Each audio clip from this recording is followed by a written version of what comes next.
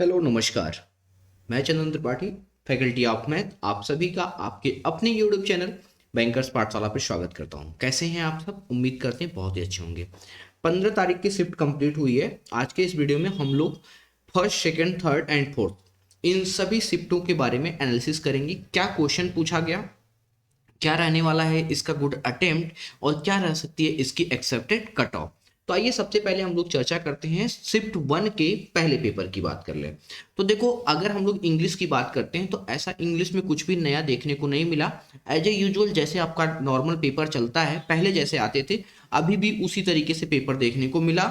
और इसके अकॉर्डिंग अगर मैं इंग्लिश की बात बताऊं शिफ्ट 1 की, तो जिन बच्चों का अटेम्प्ट देखने को मिला वो लगभग आप ये कह सकते हो कि 20 से 22 के बीच में अटेम्प्ट देखने को मिला। ठीक है, क्वेश्चन में वही आपके पास फिलर्स, उसके बाद से कह सकते हो सेंटेंस रीअरेंजमेंट, इन्हीं सब चीज़ों से रिलेटेड आरसी, ये सारी चीज़ें पूछी गई थी। ठीक है, इसके बाद से अगर हम लोग रीजनिंग की बात कर लें तो रीजनिंग में अगर आप हम आते हैं तो रीजनिंग के अगर आप इसमें सबसे पहले ये देख लो, रीजनिंग ही थोड़ा सा पहले शिफ्ट का तो अच्छा था, बट सेकेंड और थर्ड शिफ्ट में थोड़ी सी चीज़ें बदली।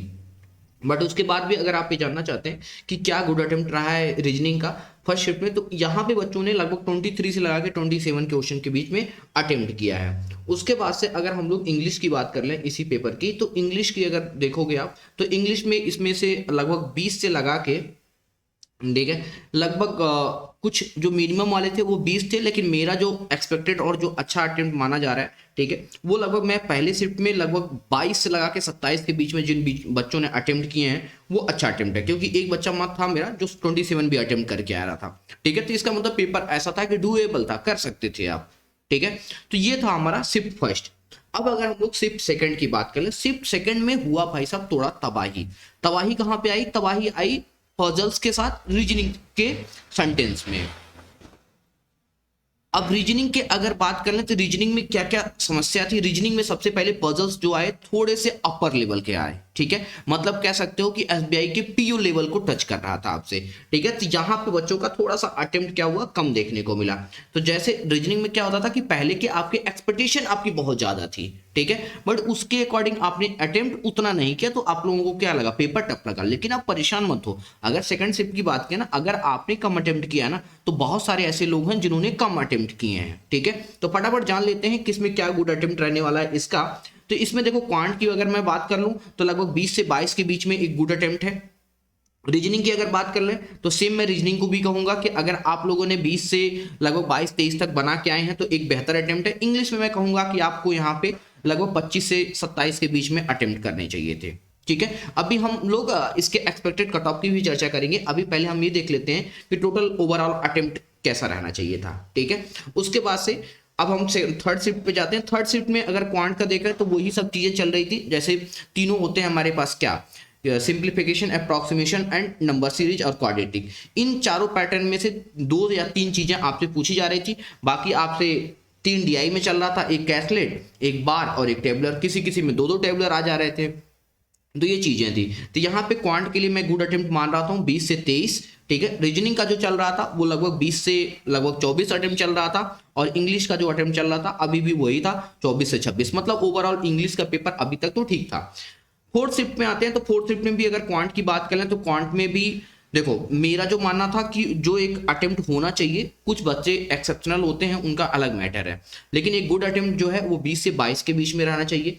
इसी में एक बच्चा मेरा भी था जो पेपर दे करके आया, उससे जब मेरी बात हुई तो उसने क्वांट में लगभग 27 अटेम्प्ट किए थे। तो ये एक्सेप्शनल कुछ बच्चे होते हैं जिनका थोड़ा सा अच्छा होता है तो वो थोड़ा ज्यादा अटेम्प्ट करके आ जाते हैं। ठीक है, अगर रीजनिंग की ओवरऑल अटेम्प्ट की बात किया जाए तो रीजनिंग में लगभग 20 से 24 के बीच अटेम्प्ट देखने को मिला, और इंग्लिश के बीच की अगर बात कर ले तो इंग्लिश यहाँ पे भी ठीक था, लगभग 24 से 27 के बीच में अटेम्प्ट देखने को मिला।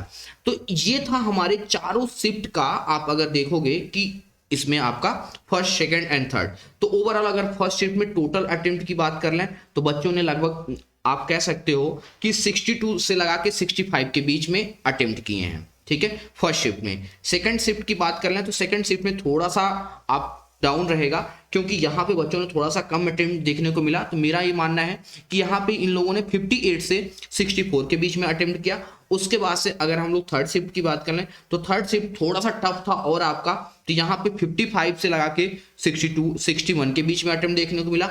लास्ट वाला शिफ्ट थोड़ा इजी था, पहला और लास्ट शिफ्ट आपका लगभग एक जैसा था।